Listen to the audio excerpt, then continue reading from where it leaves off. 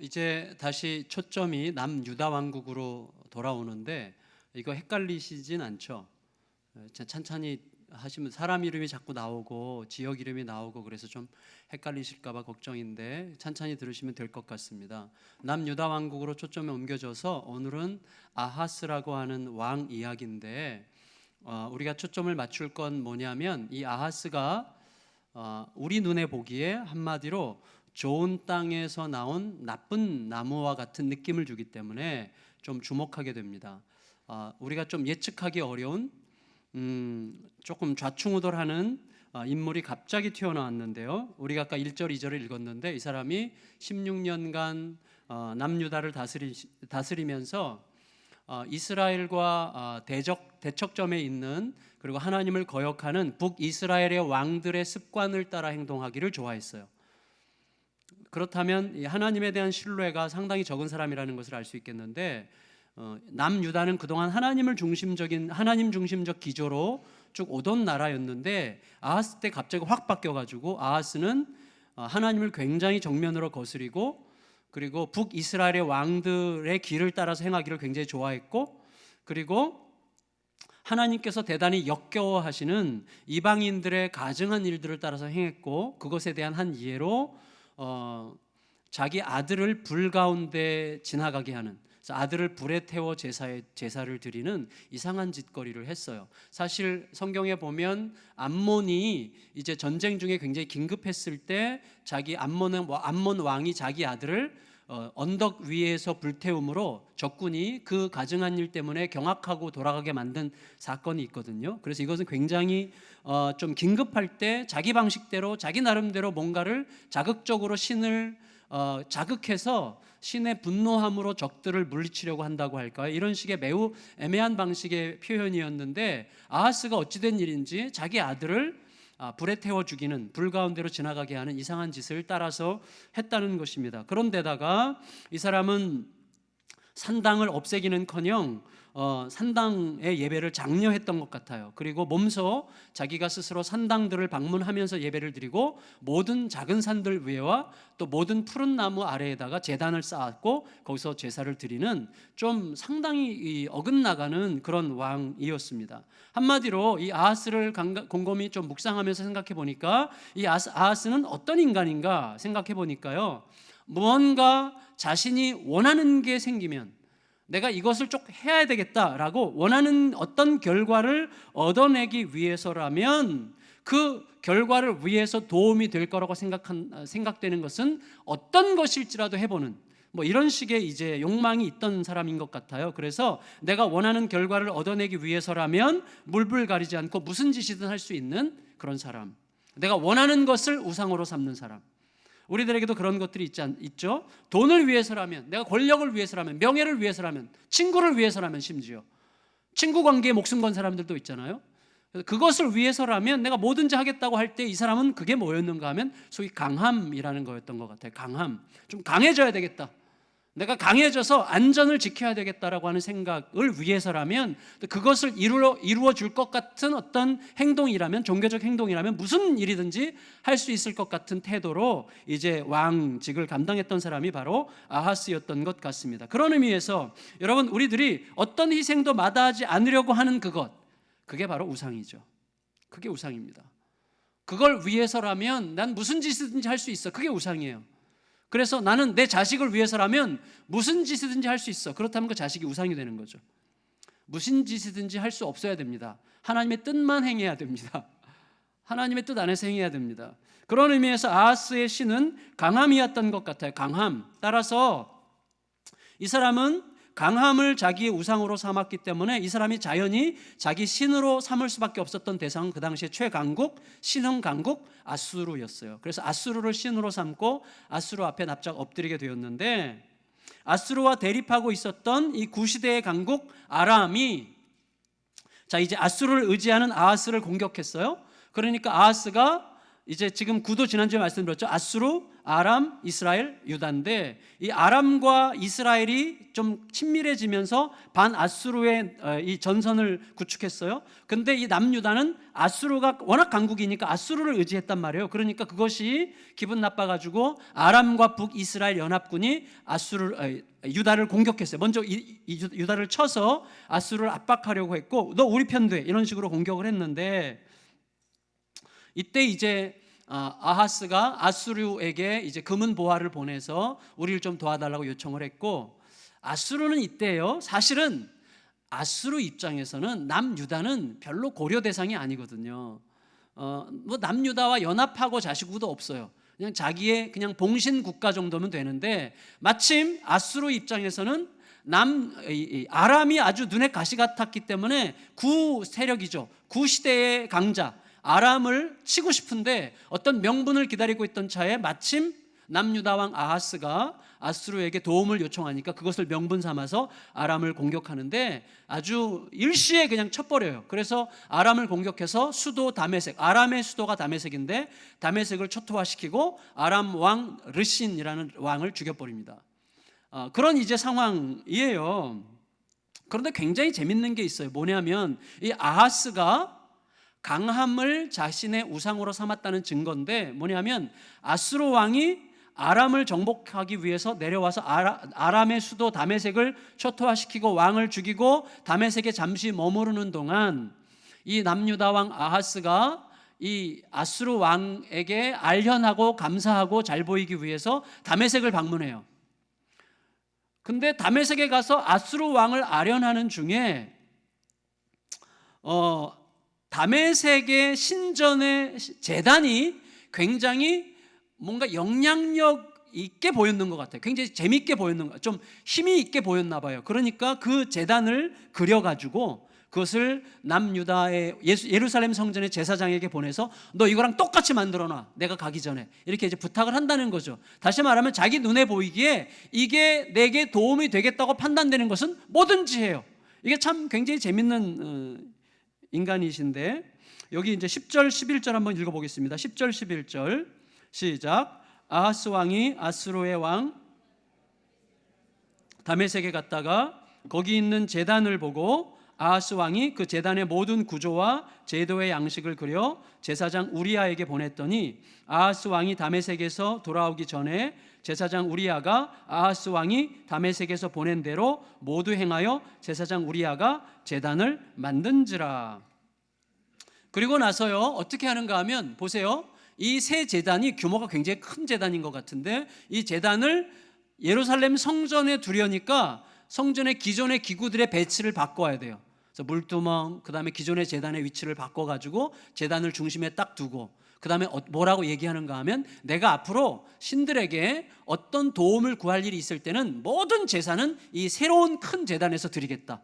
그리고 만일에 내가 여호와께 물을 일이 있을 때만 솔로몬이 만들었던 옛날 그 노수로 된 제단, 그때 그 놋제단을 쓰겠다, 이런 식으로 얘기해서 자기가 제사를 예배를 드리는 모든 행위의 최종 결정권자로 딱 이제 서는 거죠. 그게 14절 15절인데 읽겠습니다. 시작. 또 여호와의 앞 곧 성전 앞에 있던 놋제단을 새 제단과 여호와의 성전 사이에 옮겨다가 그 제단 북쪽에 그것을 두니라. 아하스 왕이 제사장 우리야에게 명령하여 이르되 아침 번제물과 저녁 소제물과 왕의 번제물과 그 소제물과 모든 국물의 번제물과 그 소제물과 전제물을 다 이 큰 제단 위에 불사르고 또 번제물의 피와 다른 제물의 피를 다 그 위에 뿌리라. 오직 놋제단은 내가 주께 여쭐 일에만 쓰게 하라 하매 그랬어요. 그리고 나서요 어떻게 하는가 하면, 이제 아수르에게 밉보일까 하여 아수르를 두려워해서 성전의 구조 중에서 아수르에게 밉보일 것 같은 구조들은 또 바꿔가지고 뭔가 좀 구조물도 조정을 하는데, 그게 17절 18절의 내용입니다. 그것도 마저 한번 읽어보겠습니다. 시작. 아하스 왕이 물두멍 받침의 옆판을 떼내고 물두멍을 그 자리에서 옮기고 또 놋바다를 놋소 위에서 내려다가 돌판 위에 그것을 두며 또 안식일에 쓰기 위하여 성전에 건축한 낭실과 왕이 밖에서 들어가는 낭실을 아수르 왕을 두려워하여 여호와의 성전에 옮겨 세웠더라. 여러분 자세한 내용을 살피진 않겠어요. 다만 오늘 좀 비교적 시간이 짧은데 핵심은 뭐냐면, 한마디로 아하스는 어떤 경우에도 강함이 최고였다는 거예요. 일단 강해야 돼요. 그래서 강해지기 위해서라면 무슨 짓이든지 할 수밖에 없다라고 생각했다는 것이죠. 강함을 신으로 섬긴 것입니다. 강함으로 나의 안전을 보장받을 수만 있다면 섬기는 대상이 하나님이건 아람의 신이건 아수르의 신이건 상관없어.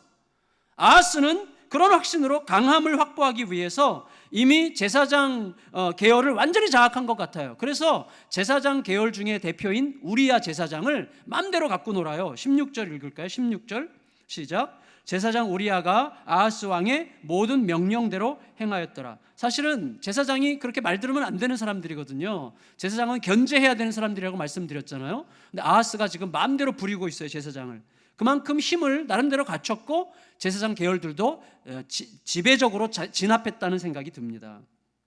그러면 여러분, 아수르를 신으로 삼았다는 것은 어떤 의미일까요? 자, 아까 제가 말씀드렸던 것처럼 아람과 북이스라엘 연합군이 남유다를 공격했어요. 그런데 그런 상황 속에서 이 아수르를 신으로 모시고 있는 아하스는 아수르의 도움을 구하기 위해서 국고를 털어서 이제 예물을 바쳤거든요. 그게 이제 5절에서 8절까지인데 읽지 않겠습니다. 나중에 그냥 집에 가서 읽어보시면 되겠는데 죄송해요. 안 읽으실 건데 안 읽으셔도 됩니다. 그냥 이 내용이에요. 북이스라엘과 아람이 연합군을 형성해서 남유다를 공격할 때 아주 기민하게 움직여가지고 아수르에게 군사를 요청해요. 그래서 아람을 쳐달라고 이제 부탁을 했단 말이죠. 그런데 사실 이제 처음에는 공격을 해줬어요, 아수르가. 그리고 이제 아람을 잡아먹었는데 아까 말씀드렸던 것처럼 아수르 입장에서 볼 때 남유다와 유다왕 아하스는 안중에 없거든요. 안중에는 예수평화교회가 있죠. 그런데 여러분, 죄송합니다. 아수르 입장에서 이 아하스는 뭐냐면 말 잘 듣는 한 부려먹고 말 안 들으면 잡아먹을 수 있는 그런 가축에 불과했어요. 실제로요, 나중에 이제 남유다가 상당히 약해지거든요. 약해질 때 그동안 남유다에게 조공을 바쳤던 더 작은 나라들 에돔과 블레셋이 등을 돌리고 오히려 남유다를 공격해서 땅을 잠식해 들어가요. 그때 이 아하스가 두려워서 아수르에게 다시 도움을 요청해요. 그때 아수르가 콧방귀도 안 껴요. 봄을 갖다 바치고 막 갖다 바쳐도 콧방귀도 안 껴요. 왜냐하면 아수르 입장에서 에돔과 블레셋을 정복한다는 것은요 별로 의미가 없어요. 이미 그들은 아수르가 충분히 핸들링할 수 있는 나라들로 이미 그들의 조공을 받고 있는 상황이기 때문에 이 남유다가 에돔과 블레셋 공격받으니까 우리 위험하니까 빨리 또 도와주세요. 당신 우리 형제 아닙니까? 라고 얘기했을 때 콧방귀도 뀌지 않고 니네들끼리 알아서 해라. 더 이상 귀찮게 하지 말고 이런 식으로 대응해서 이제 아하스 왕에게 상당한 수치를 끼치는 내용이 역대하 기록에 나와 있습니다. 여러분, 그런데 여기서 더 이제 중요한 게 하나가 있어요. 뭐냐면 이 아수르가 아하스 왕과 남유다에게 궁극적인 도움이 되지 못한다는 것을 하나님이 누구보다 잘 아시지 않겠어요? 그렇게 계속 이제 그들의 힘, 아수르의 힘을 구걸할 때 하나님의 마음이 어떻겠어요? 하나님의 남편인데 이 마누라가 자꾸 옆집 남자에게 자꾸 도와달라 그러는 거예요. 이 남편이 지금 가장 크신 분인데 이게 참 너무 안타까운 거죠. 그러니까 남편을 모르는 거죠. 누군지를 모르는 거죠, 자기 남편이. 그래서 하나님께서 아하스한테 돌이킬 기회를 주시기 위해서 그때 보낸 선지자가 이사야 선지자예요. 우리가 알고 있는 그 이사야. 그러니까 이 당시의 선지자인데 이사야 선지자가 아하스 왕에게 가서 이렇게 얘기합니다. 지금 아람과 이스라엘이 연합군을 형성해서 당신을 공격하고 있습니다. 그런데 두려워하지 마십시오. 하나님이 당신을 도우실 것이고 그들은 마른 부직갱이에 불과하고 그들은 곧 멸망할 것이기 때문에 두려워하지 말고 하나님만 의지하십시오. 이렇게 얘기했을 때 얘기하면서 하나님이 당신을 도와주신다는 사실을 분명하게 당신에게 보여주시고 확증하시기 위해서 당신이 어떤 징조를 구한다면 하나님이 그 징조를 보여주실 것입니다. 어떤 징조를 원하십니까? 하나님이 그 징조를 보여주시고 당신에게 하나님께서 함께 하신다는 것을 알게 하실 것입니다 라고 이야기했을 때 아하스가 매우 겸손하게 저는 여호와를 징조를 구함으로 여호와를 시험하지 않겠습니다 라는 식으로 가증하게 말했어요. 속으로는 아수르에게 이미 도움의 손길을 다 내밀었고 아수르 강자 아수르가 도와주겠다는 확답을 했기 때문에 이 아하스는 속으로 든든해요. 근데 하나님께서 주변에 어떤 힘도 너에게 궁극적 힘이 아니다, 하나님을 의지해라고 했을 때 하나님 괜찮아요, 저는 오직 믿음으로 갈 겁니다, 하나님을 시험하는 죄를 범치 않겠습니다, 이딴 식으로 이야기를 했어요. 이건 뭐라 똑같아요. 남편이 장기 해외 출장을 가는데 아내가 얘기해요. 여보, 나 외로울 것 같아서 너무 염려하지 마, 나 외롭지 않을 거니까 너무 염려하다가 당신 몸 상하지 않도록 조심해, 잘 갔다 와 라고 말하고 있는 그동안 사실은 이미 이 아내는 애인과 여행 가기로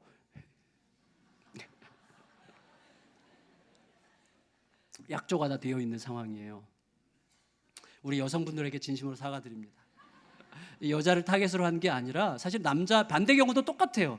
왜 여자라고 했는가 하면 구약에서 하나님과 이스라엘 백성들의 관계를 아내와 남편의 관계로 이야기하기 때문에 여자의 간음으로 자꾸 얘기하기 때문에 이제 그렇게 얘기한 것이지만 그 반대도 똑 마찬가지입니다.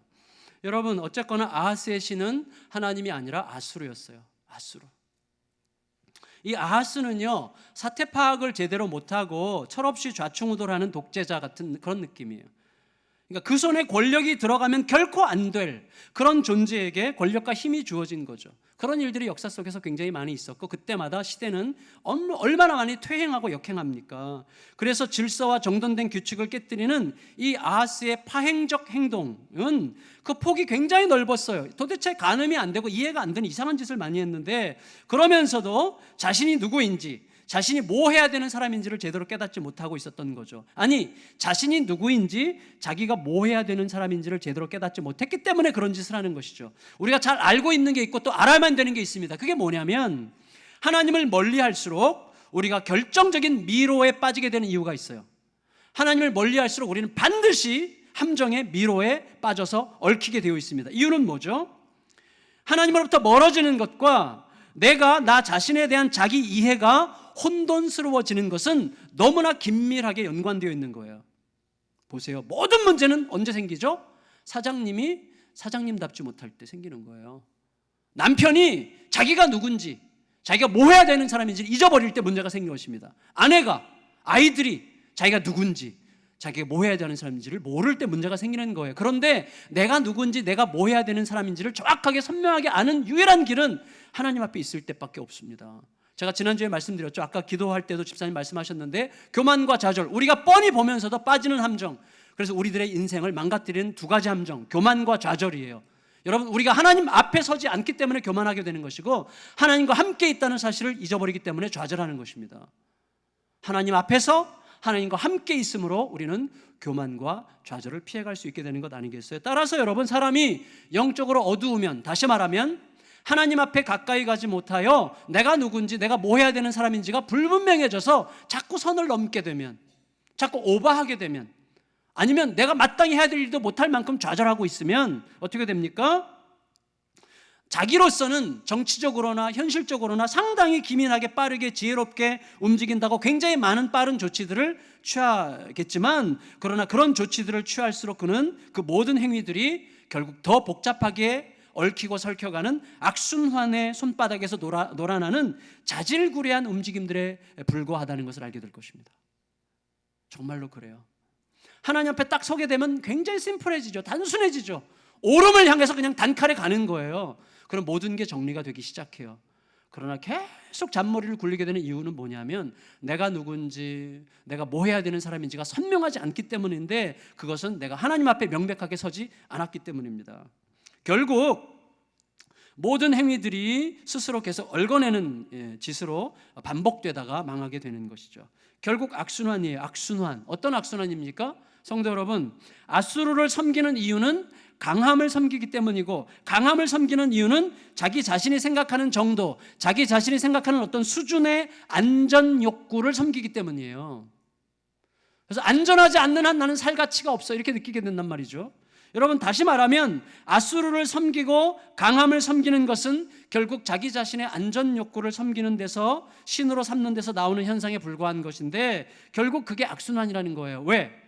자신의 안전 욕구를 섬기기 위해서 자신이 생각하는 강함을 선택하고 강하다고 생각하는 신을 내가 선택하는데, 그것을 선택하는 나는 내가 누군지도 몰라.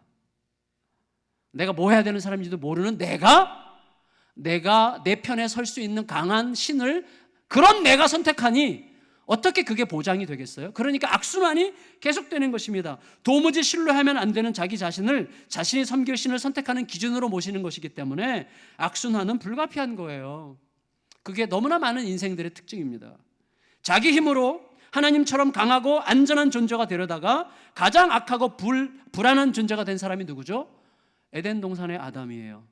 자기 스스로 자기 힘으로 하나님처럼 강하고 하나님처럼 안전한 존재가 되겠다고 하나님의 명령을 어기고 자기 길을 가려고 했을 때 가장 약하고 가장 불안한 존재가 되어버렸죠. 그게 에덴의 좌절이었습니다. 에덴의 좌절. 하나님을 섬기지 않으면, 하나님께 온전히 맡기지 않으면 우리는 그 악순환적 모순 속에서 결코 헤맬 수밖에 없습니다. 제가 질문을 하게 됐어요. 어떻게 이런 인물이 나왔을까? 어떻게 이런 인물이 나왔을까요, 성도 여러분? 아버지 요담, 할아버지 우시야, 증조할아버지 아마샤, 고조할아버지 요시야. 우리가 한 사람 한 사람씩 다 살펴봤어요. 요담, 아버지 요담만 살펴보지 않았는데 이들에 대한 성경의 평가가 어땠죠? 그들이 좋은 땅이라기보다는 그런 대로 괜찮은 땅이었죠. 오늘 설교 제목이 사실 완전하진 않아요. 그런 대로 괜찮은 땅에서 나쁜 나무가 지금 나온 셈이거든요. 예수님께서 말씀하셨잖아요. 좋은 나무가 나쁜 열매를 맺을 수 없고 나쁜 나무가 좋은 열매를 맺을 수 없다고 예수님이 말씀하셨어요. 그러니까 아하스라는 이상한 인물이 나온 것은 뭔가 토양에 문제가 있는 거예요. 그런데 이 토양을 이루는 아버지, 할아버지, 증조할아버지, 고조할아버지는 전부 다 성경의 평가가 뭐냐면 그런 대로 괜찮은 왕이었어요. 다만 자기들의 인간적인 약점 때문에 말년이 조금 더 슬프게 끝난 사람들이 더러 있었지만 그런 대로 괜찮은 왕이었고 하나님 앞에 선을 행하려고 노력했다라는 평가를 받았는데 아하스는 완전히 불연속적이에요. 이런 선조들과는 완전히 연속되지 않아요. 불연속적인 어떤 특성을 보이고 있고 너무나 이상해. 왜 그럴까? 이런 질문을 하게 됐어요. 아마도 아버지, 할아버지, 증조할아버지, 고조할아버지 때부터 있었던 어떤 영적인 약점들이 조금씩 누적되다가 그것이 어떤 집적된 나쁜 에너지로 한꺼번에 분출하는 것 같은 그런 느낌을 주는 인물이 이 아하스라고 생각이 됩니다. 그렇다면 성도 여러분, 이 선조들에게는 어떤 약점들이 있었을까요? 우리가 살펴봤던 것처럼 고조할아버지 요아스 다시 한번 상기시켜 보면 신앙 개혁 운동을 신실하게 펼쳤죠. 자기의 외삼촌 여호야다 제사장이 사는 동안 정말 신실했죠. 성전 수리를 통해서 이제 하나님께 정말 헌신하고자 했지만 사실은 성전 수리가 결국 어떻게 이용됐어요? 제사장 계열의 힘을 컨트롤하려고 하는 미묘한 갈등 속에서 결국 어떻게 됐습니까? 그 갈등 속에 있다가 누군가의 사주를 받은 자기의 신복들에 의해서 살해당하잖아요, 요아스가. 그러니까 요아스의 문제는 뭐였을까요? 왕으로서 자기 존재감 확보에 관한 것이 요아스의 문제였다, 이렇게 말할 수가 있겠어요. 증조할아버지 아마샤는 어땠습니까? 우리는 그에 대해서 어떤 제목을 붙였습니까? 기억나시죠? 웬만큼 괜찮은 신앙의 확실한 패배라는 제목을 붙였어요. 이 아마샤는 역시 하나님 중심성을 가지고 왕직을 시작했고 에돔 정벌을 훌륭하게 수행해냈지만 사실은 결국 그 에돔을 정벌하면서 굉장히 과감해지면서 교만해지면서 기고만장하다가 결국은 이 사람도 백성들에 의해서 암살당하게 됩니다. 왕으로서, 자만이라는 게 뭐예요? 자만? 왕으로서 자기 존재감을 스스로 확인하고 싶어 하면서 생기는 나쁜 에너지라고 할 수 있겠죠. 자만은 굉장히 나쁜 에너지죠. 자기 존재감을 스스로 확인하고 싶어 하면서 나오는 아주 나쁜 에너지입니다. 할아버지 우시아는 어때요? 지지난주 우리가 생각해 봤어요. 우시아, 하나님 중심성을 앞세워서 신앙적으로 경제적으로 상당한 진전을 이룬 왕이었어요. 그러나 자기 일생의 미해결 과제가 뭐예요? 제사장들을 한번 누르는 거죠. 제사장 계열을 한번 압도하는 거죠. 그러다가 자기가 힘이 많이 생기자 스스로 강함을 느끼면서 자기가 스스로 제사장이 되려고 하다가 하나님의 치심을 받아서 나병 환자가 되어 죽을 때까지 나병 환자에서 벗어나지 못한 채 죽은 사람이 바로 우시야 할아버지였어요. 그 역시 뭐예요? 결과적으로 자기가 누군지, 자신이 왕이라고 하는 사실이 가지는 의미가 무엇인지에 대하여 정확하게 헤아리지 못하다가 자기 선을 넘으면서 이제 오바하다가 자멸하게 되었습니다. 결코 끝내 회개하지 못했어요. 안타깝게도. 아하스의 아버지 요담은 성경에 자세하게 나와 있지 않아요. 그러나 평범하게 괜찮았어요. 그럭저럭 괜찮은 왕이었어요. 그런데 아버지와 할아버지와 증조할아버지와 고조할아버지 중에서 이 4대 중에서 가장 강력하고 무거운 책임을 누군가에게 묻는다면 누구겠어요? 가장 평범하고 대과 없이 나름대로 착실하게 왕직을 수행한 바로 그 아버지 요담에게 가장 무거운 책임이 있다고 봐야 되겠습니다. 왜냐하면 최근에요, 여러분, 인간 이해에 대한 최근 연구 중에 제가 얼마 전에 그런 보도를 본 적이 있는데, 인간의 생애에 우리가 다 아는 거지만 다시 확정적으로 말했는데, 인간의 인생에 결정적 영향을 주는 요인에서 타고난 성품이 20% 미만이라는 게 입증됐다는 거예요. 이거 확정적이라는 거예요. 80% 이상은 그가 눈과 귀와 온몸으로 받아들이는 그의 교육적 환경에 달려 있다는 거예요. 그래서 그로 하여금 하나님이 대답이시고 하나님이 전부이시고 하나님과의 생명의 소통이 우리의 인생의 유일한 답이라는 사실을 끝없이 계속 상기시키는 방식의 교육이 있지 않으면 어쩔 수 없어요. 왜? 이 아이들이 받는 교육, 눈으로 귀로 듣고 보고 이 아이들이 노출되어 있는 수많은 자식, 이 아이들의 환경 속에서 끝없이 배우게 되는데 그 모든 배움의 내용이 뭐예요? 결국 힘의 논리예요. 싸워라, 경쟁해라, 이겨라, 이거죠. 물론 싸워서 이기면 좋죠. 그러나 그것 때문에 얼마나 많이 그들의 영혼이 황폐해지는지 모릅니다. 하나님을 아는 지식을 배워가는 방식으로 교육이 이루어져야 돼요. 안 그러면 우리가 장담할 수가 없습니다. 여러분, 물론 우리의 의지와 노력에 전적으로 달려있다고 말하는 게 아니에요. 그러나 하나님의 은혜를 온전히 의지하지 않는 태도에 상당 부분 많은 것들이 달려있다고 말할 수가 있겠어요. 제가 보기에 아하스는요, 고조 할아버지나 증조 할아버지랑은 살아본 적이 없기 때문에 영향을 받기 어려웠을 것이고, 아마 할아버지 우시아랑은 상당히 교감을 했을, 연도를 계산해 보면 상당 기간 같이 있었어요. 근데 우시아는 뒷방에서 나병 환자로서 사실은 아들에게 은연중에 영향을 끼치면서 왕으로 행세하고 싶어 했을 거예요. 근데 우시아는 끝까지 회개하지 않았어요. 그러니 그 우시아를 통해서 하나님에 대한 어떤 부정적 이미지들이 이 아하스에게 형성되지 않았을까라고 예측할 수는 있는데 정답일 수는 없어요. 예측할 수 있는 것이죠. 어쨌거나 상황에 대하여 확실하게 선을 긋지 못한 아버지 요담을 통해서 하나님에 대한 부정적 이미지들을 못된 방식으로 습득했을 가능성이 많다, 이렇게 우리가 예측할 수가 있겠습니다. 그러면 중요한 건 뭐냐면 아하스가 피해자였다는 거죠.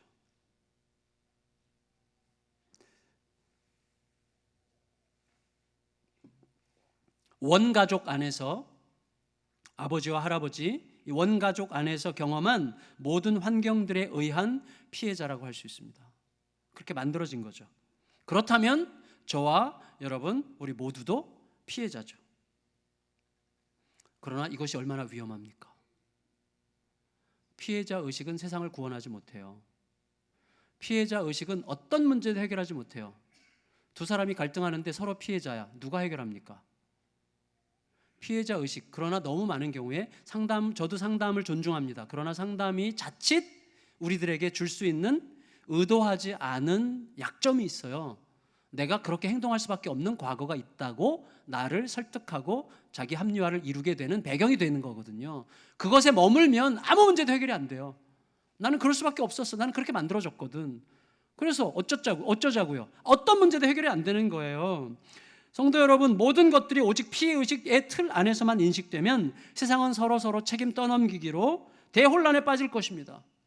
정말로 그래요. 그건 곤란해요. 왜냐하면 이런 설명으로는 답이 안 되는 거예요. 왜냐하면 이런 이상한 인간 아하스의 아들이 누구냐면 그 유명한 신앙 중심적인 여호와께 온전히 헌신했고 다윗을 닮은 왕으로 평가받은 두 명의 왕들 중에 한 명인 히스기야가 아하스의 아들이에요. 그러면 여러분, 이 아하스라는 이상한 인물에게서 어떻게 히스기야 같은 인물이 나왔을까요? 설명이 안 되는 거예요. 그러니까 그런 식으로는 모든 것에 대한 답은 될 수 없어요. 그러니까 나를 이해하고 다른 사람을 이해하는 이해의 도구는 될 수 있을지 모르겠지만 그것이 역사에 대한 책임 있는 대답은 될 수가 없다는 것이죠. 여러분, 그러면 어떻게 생각해야 됩니까? 우리 편에서 뭔가를 말해야 된다면 그것은, 우리에게 중요한 것은 내가 어떤 상황에 처했었느냐, 내 과거가 어땠느냐, 나는 어떤 환경과 현실 속에 살아왔느냐가 끝없이 나를 설명해내는 과정이면 안 되는 거예요. 그가 나에게 어떻게 했느냐, 내가 그 상황, 이것보다도 그가 나에게 어떻게 했느냐, 내가 어떤 상황 속에 있었느냐, 이것보다도 훨씬 더 중요한 것은 내가 그 상황을, 내가 그 사람의 행동을 어떻게 해석했느냐, 여기에 달려 있어요. 여러분, 믿음이란 무엇인가 하면, 믿음이란 결국 나에게 다가오는 모든 문제들, 내가 맞닥뜨리게 되는 모든 현실들, 그의 말, 그의 행동, 그의 눈빛들을 얼마만큼 하나님의 시선과 하나님의 마음과 하나님의 뜻을 조차 해석하느냐의 문제예요. 믿음은 결국 그것입니다. 내 앞에 있는 큰 문제, 좌절시키는 문제, 나를 절망시키는 문제, 그리고 이해할 수 없는 문제들을 나는 그 문제들 때문에 난 이렇게 만신창이가 됐고 난 이럴 수밖에 없고 나는 끝났어, 이게 아니라 그 모든 문제들을 하나님의 시선과 하나님의 마음과 하나님의 뜻을 쫓아서 어떤 방식으로 해석해낼 수 있느냐와 이 믿음은 뗄 수 없게 결합되어 있는 거예요. 시선의 변화예요. 제가요, 지난 월요일이죠, 며칠 전 월요일날 판교에 있는 우리가 그 큐티하는 그 큐티인 만드는 교회죠, 우리들 교회에서 무슨 이제 세미나가 있어요. 그래서 저한테 이제 시작할 때 무슨 한마디 해달라고 부탁하셔가지고 갔어요.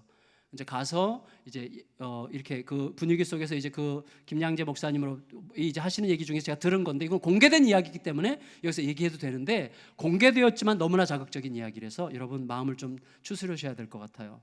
저도 굉장히 충격을 받았는데, 뭐냐면 그 교회 성도님 중에 한 분의 이야기인데, 이분이 어린 시절에, 상처가 굉장히 깊은 분인데 어린 시절에 아버지가 돌아가셨어요. 어릴 때, 초등학교 때인지 언제인지 모르겠는데 어릴 때 돌아가셨는데, 아버지가 돌아가신 그 아버지의 시신 옆에서 작은 아버지가 성폭행을 했어요, 이 어린아이를. 이게 도대체 이해가 됩니까? 근데 그걸 기억하고 있어요, 뚜렷하게. 더 놀라운 것은요, 외삼촌들이 돌아가면서 성폭행을 한 거예요. 이건 진짜 여러분, 그 분노, 헤아릴 수 없는 문제를 어떻게 우리가 이해하죠? 그 혼란, 그 분노, 그 고통, 설명이 안 되는 거예요. 사실 이건 굉장히 자극적인 상황이지만 사람의 욕정이라는 게 얼마나 힘이 강력한지 우리가 알고 있고요, 우리 각자가 증인이에요. 사실 여러분, 인도 사람들이 가장 존경하는 사람 중에 하나인 간디, 최근에 제가 얼마 전에 간디에 대한 새로 나온 책을 읽었는데, 간디가 아버지 임종 시간에 순간적으로 너무나 강한 욕정이 올라와 가지고요, 건너방에서 아내와 잠자리를 하고 돌아온 사이에 아버지가 돌아가셨어요. 그러니까 아내와 그 시간을 보내고 있는 중에 아버지가 돌아가셔서 임종을 못 지킨 게 간디의 상처예요. 그럴 수 있는 것입니까?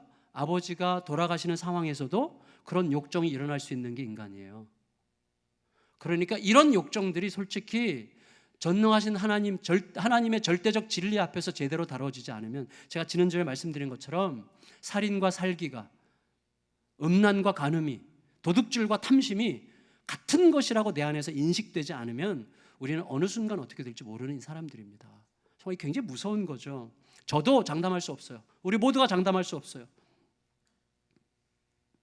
그런데 어쨌거나 이 자매가 그 어두운 기억 때문에 해류 현상이 왔어요. 해류 현상 아죠. 통합된 내 인식, 세상을 보는 관점과 세상을 통합된 가치와 어떤 그 통합된 지식으로 세상을 보는 게 이게 와해되는 거예요. 무너져 버려요.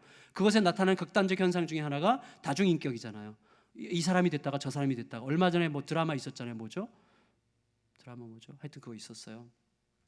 다중인격 장애. 이 자매가 그런 고통을 겪으면서 어떻게 그래도 결혼을 했어요. 결혼하고 남편에게 솔직히 고백했어요. 남편에게 이 이야기가 소화가 안 돼. 너무나 힘들어.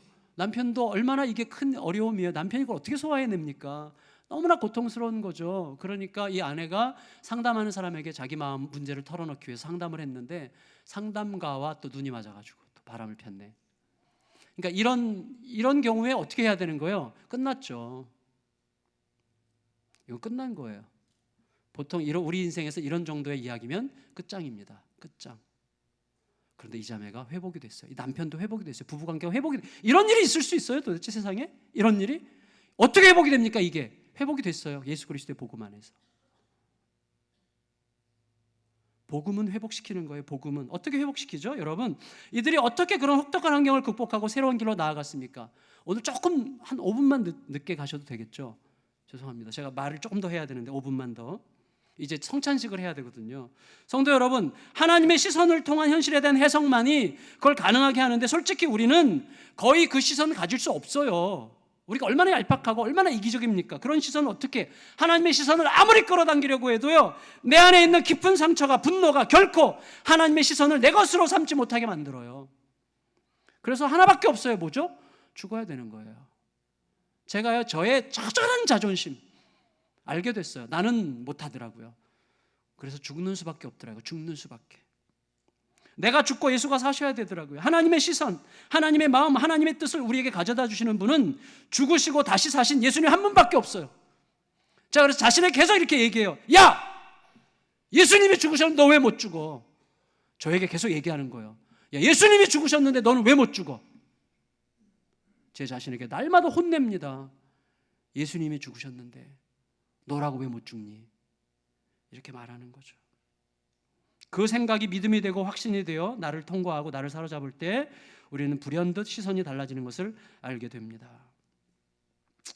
여러분, 내가 죽고 예수가 사시는 삶을 초대하고 그 삶이 내 안에서 조금씩이라도 아슬아슬하게라도 이루어지기 시작하면요, 성령께서 우리로 하여금 우리의 현실에 대하여 하나님의 뜻, 하나님의 마음, 하나님의 시선으로 이해하고 해석하기 시작하시는 것을 경험하게 될 것입니다. 그것이 나를 살리고 우리 관계를 살리고 가정을 살리고 교회를 살리는 능력이 될 거예요. 그런 은혜를 누리는, 정말 부디 이미 다 주셨는데 그 은혜를 누리는 우리들의 삶이 되시기를, 여전히 못난 자존심과 용서하지 못하는 어떤 막 이런 거 붙들고 하면서 대답도 없이 나를 소멸시켜가는 그러한 어떤 감정을 붙들고 내 인생을, 시간을 허비하지 마시고 하나님 앞에 과감하게 나를 던져 그의 말씀이 내 안에 새로운 창조의 능력으로 나타나는 역사를 경험하시는 저와 여러분들이 다 되시기를 예수님의 이름으로 축원합니다.